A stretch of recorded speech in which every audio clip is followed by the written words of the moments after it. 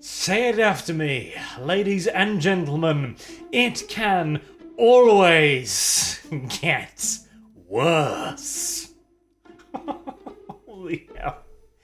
I mean, Revelations was the He-Man fandom's Pearl Harbor. Now comes the Philippines.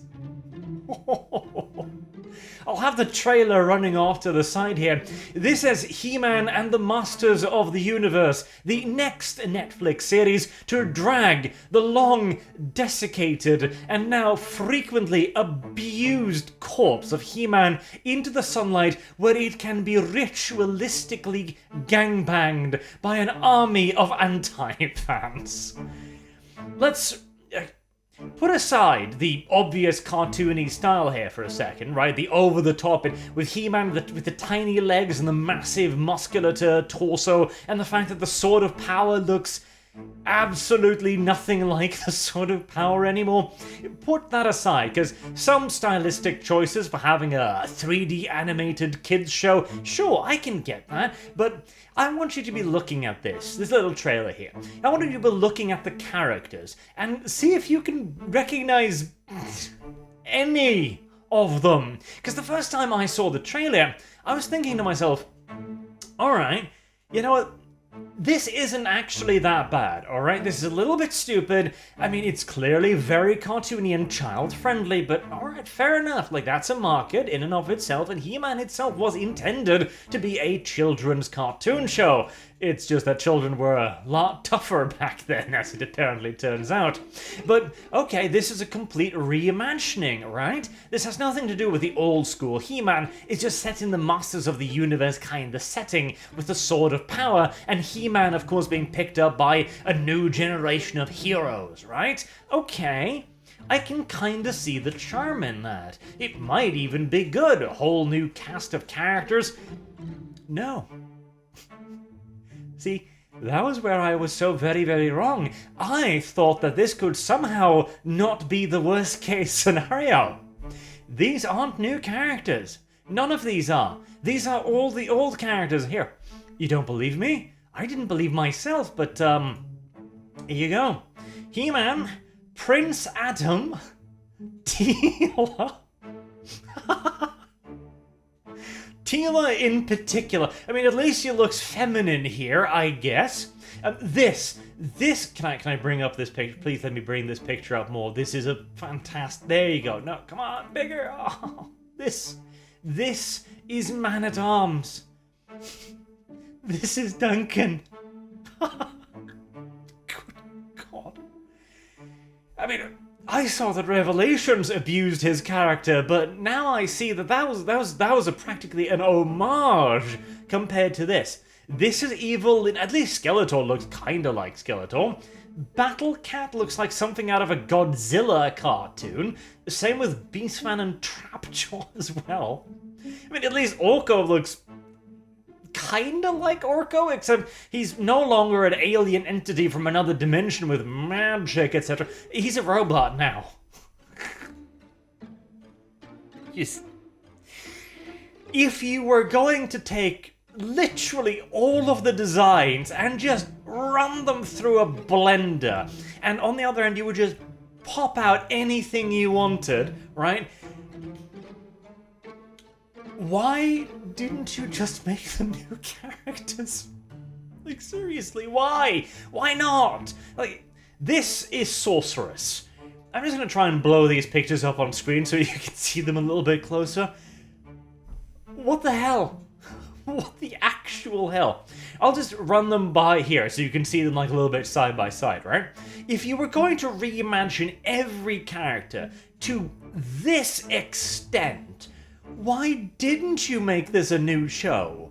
It looks like futuristic nonsense bullshittery, right? And there's always been a fair bit of technological nonsense in the Masters of the Universe series. You know, blaster rifles and stupid-looking hover cars and all kinds of shit like that. Flying bikes, etc. So fair enough, but this looks like... well, it looks more like Star Wars than it does Masters of the Universe. Why didn't you just do that? Okay, 10,000 years in the future, Skeletor and his goons were defeated by a victorious He-Man. Make some shit up, right? And then somebody opens Skeletor's tomb, blah blah blah blah, things go from there, and a new crop of heroes need to arise from the ashes of Eternia to defeat the ancient evil.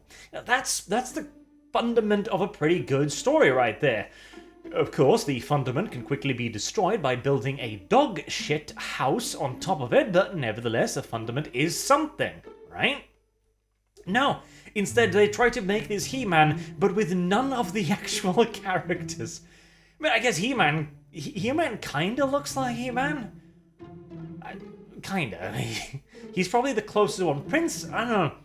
Prince Adam too, I mean, at least he's blonde and blue-eyed. Oh, Jesus. You know you're stretching when you have to look at a character and go like, what is his identifiable features? His hair color and eye color is similar, I guess. I mean, I didn't even recognize Prince Adam from the original trailer. Oh, why? And, well, I'll tell you why. Because this is the approach of the anti-fan right here. Revelations was probably intended to be a bit of a love letter to the fans. You've got a fairly serious art style, you've got a fairly serious story, you know, characters are dying, etc. You've got the scary, spooky underworld skeleton, which exists to tell Teela that she's just so goddamn powerful, until it's time for Orko to die, obviously, but hey, details.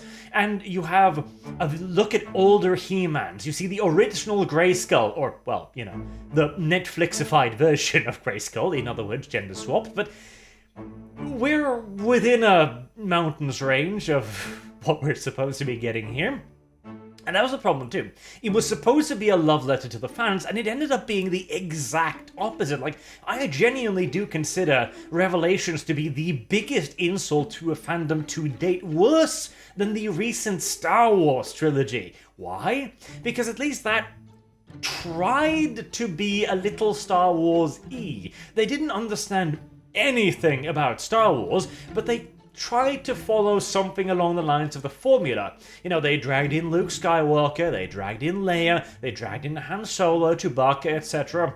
They slapped on all of the Star Wars paraphernalia and then forgot to do anything more with it, really. And hey, the first movie was even received with a fair bit of plaudits simply because, well, it was the preceding movies, or, well, the original trilogy, just kind of compacted together again. But Revelations failed on every level, on writing, on just the basic design of it all. You want a show that's supposed to speak to the old fandom, and you kill He-Man not once, but twice. You humiliate and demote Duncan. You move it entirely. Like, you call Grayskull just a sham, basically. You throw away that concept, and Teela, the new main character, she doesn't even want to be in the bloody show.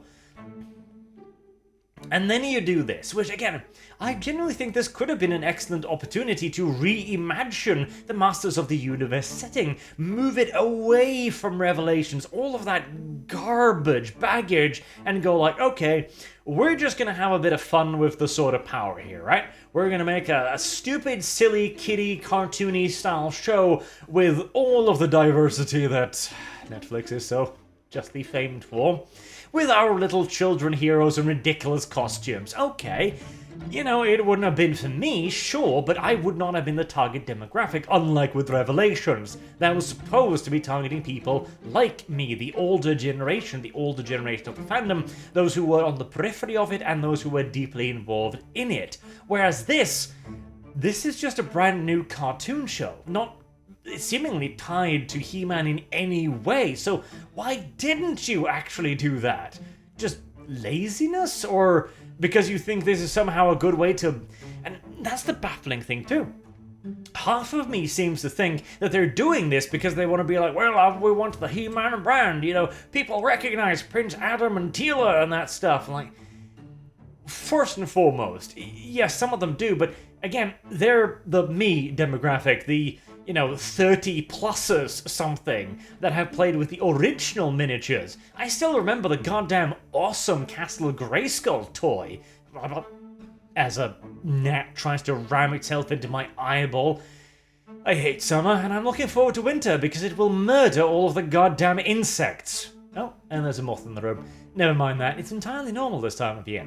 Anywho, so this doesn't talk to the fan group, so if you're not talking to them, why do you insist on dragging in these names? Why do you insist on having a Prince Adam if he's not going to be Prince Adam? Why do you insist on having a Teela if you just want to make some kind of Zoomer-ish millennial-looking teenager with multicolored hair? What the bloody hell is the point? What is the point of having Duncan look like, I don't even know, some generic Star Wars sidekick character? Not to mention, Teela is supposed to be Duncan's adoptive daughter. And Sorceress, of course, well... I mean, you need at least one race swap. That's pretty much in there in the Netflix code of conduct. Must change at least gender or possibly race of one character minimum. I guess the gender swap was Orko, who used to be an alien, and now he's a beep boop. Yeah. Netflix in a nutshell, ladies and gentlemen. It can always get worse. And for no goddamn apparent reason either. And it could have been good. I don't know if it could have been good, but it could have been a good opportunity to at least distance yourself from Revelation, target an entirely new demographic, and make an entirely new product. But no, we can't have any of that. That might actually run the risk of being watchable. God help us. We wouldn't want that now, would we? Until next time, I've been Art. Thank you all very much for watching, and I hope to see you all again soon. Have a good day.